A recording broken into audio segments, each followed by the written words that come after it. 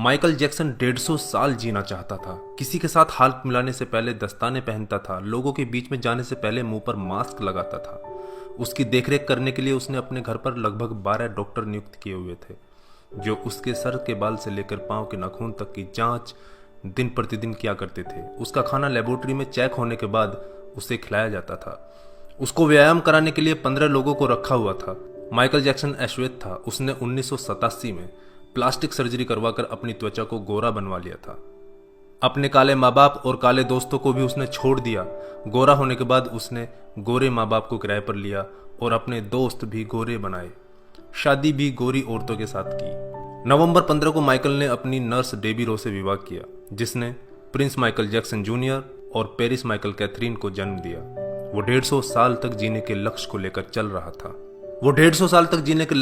चल रहा था। हमेशा ऑक्सीजन वाले बेड पर सोता था। उसने अपने लिए अंगदान करने वाले डोनर भी तैयार कर रखे थे, जिन्हें वह खर्चा देता था, ताकि समय आने पर उसे किडनी, फेफड़े, आंखें, किसी भी शरीर के अंग की जरूरत पड़े तो वह उनको आकर दे दें। उसको लगता था कि पैसे और अपने रसूख के बदौलत मौत को भी चकमा दे सकता है, लेकिन वह गलत साबित हुआ। 25 जून 2009 को उसके दिल की धड़कन रुकने लगी। उसके घर पर 12 डॉक्टर्स की मौजूदगी में हालत काबू में नहीं आई। सारे शहर के डॉक्टर उसके घर पर जमा हो गए, वह भी उसे नहीं बचा पाए। उसने 25 साल तक बिना डॉक्टर से पूछे कुछ नहीं खाया था। अंत समय में उसकी हालत बहुत खराब हो गई थी। 50 साल तक आते आते वह पतन के करीब पहुंच गया था और जून 25, 2009 को वह इस दुनिया से चला गया। जिसने अपने लिए 150 साल जीने के इंतजाम कर रखे थे, उसका इंतजाम धरा का धरा रह गया दोस्तों। जब उसकी बॉडी को पोस्टमार्टम हुआ तो डॉक्टर ने बताया कि उसका शरीर हड्डियों का ढांचा बन चुका था। उसका सिर गंजा था, उसकी पसलियां, कंधे, हड्डियां टूट चुके थे। उसके शरीर पर अनगिनत सुई के निशान थे। प्लास्टिक सर्जरी के कारण होने वाले दर्द से छुटकारा पाने के लिए एंटीबायोटिक वाले दर्जनों इंजेक्शन उसे दिन में लेने पड़ते थे। माइकल जैक्सन की अंतिम यात्रा को लगभग 2.5 अरब लोगों ने लाइव देखा था। यह अब तक की सबसे ज्यादा देखी जाने वाली लाइव ब्रॉडकास्ट है। माइकल जैक्सन की मृत्यु के दिन यानी 25 जून 2009 को 3:15 पर विकिपीडिया, ट्विटर और इंस्टा मैसेंजर सभी क्रैश हो गए थे। उसकी मौत की खबर का पता चलते ही गूगल पर 8 लाख लोगों ने माइकल जैक्सन को सर्च किया। ज्यादा सर्च होने के कारण गूगल पर सबसे बड़ा ट्रैफिक जाम हुआ था और गूगल क्रैश हो गया था।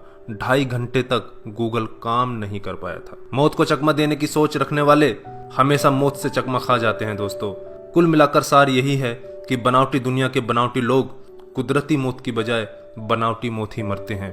क्यों करते हो गुरूर अपने 4 दिन के ठाठ पर? मुट्ठी भी खाली रहेगी जब पहुंचोगे घाट पर। क्या हम builders, interior designers, caterers, decorators के लिए कमा रहे हैं दोस्तों? हम बड़े बड़े कीमती मकानों और बेहद खर्चीली शादियों से किसे इंप्रेस करना चाहते हैं? क्या आपको याद है कि 2 दिन पहले किसी की शादी में आपने क्या खाया था? जीवन के प्रारंभिक वर्षों में क्यों हम पशुओं की तरह काम करते रहते हैं और काम में जुटे रहते हैं? कितनी पीढ़ियों के खान पान और लालन पालन की व्यवस्था हम करना चाहते हैं?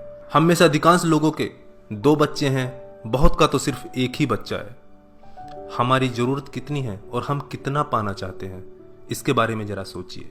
क्या हमारी अगली पीढ़ी कमाने में सक्षम नहीं है जो हम उनके लिए ज्यादा से ज्यादा सेविंग कर देना चाहते हैं? क्या हम सप्ताह में 1.5 दिन अपने मित्रों, अपने परिवार और अपने लिए स्पेयर नहीं कर सकते?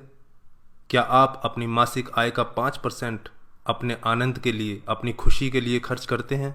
सामान्यतः जवाब नहीं में ही होता है। हम कमाने के साथ साथ आनंद भी क्यों नहीं प्राप्त कर सकते दोस्तों? इससे पहले कि आप स्लिप डिस्क का शिकार हो जाएं, इससे पहले कि कोलेस्ट्रॉल आपके हार्ट को ब्लॉक कर दे, आनंद प्राप्ति के लिए समय निकालिए मेरे दोस्तों। हम किसी प्रॉपर्टी के मालिक नहीं होते, सिर्फ कुछ कागजातों, कुछ दस्तावेजों पर अस्थायी रूप से हमारा नाम लिखा होता है। अगर भगवान ऊपर है तो वो हमें देखकर हंसता होगा। वो सोचता होगा कि हम कैसी कैसी बातें करते हैं जब हम कहते हैं कि मैं इस जमीन के टुकड़े का मालिक हूं। किसी के भी बारे में उसके शानदार कपड़े और बढ़िया कार देखकर राय कायम मत कीजिए। हमारे महान गणित और विज्ञान के शिक्षक स्कूटर पर ही आया जाया करते थे। धनवान होना गलत बात नहीं है, लेकिन सिर्फ धनवान होना गलत है। आइए जिंदगी को पकड़ें इससे पहले कि जिंदगी हमको पकड़ ले। एक दिन हम सब जुदा हो जाएंगे, तब अपनी बातें, अपने सपने हम बहुत मिस करेंगे।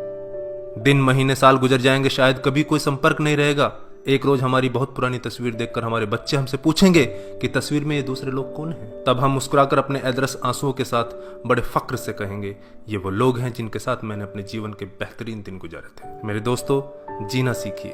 धन्यवाद। जय हिंद।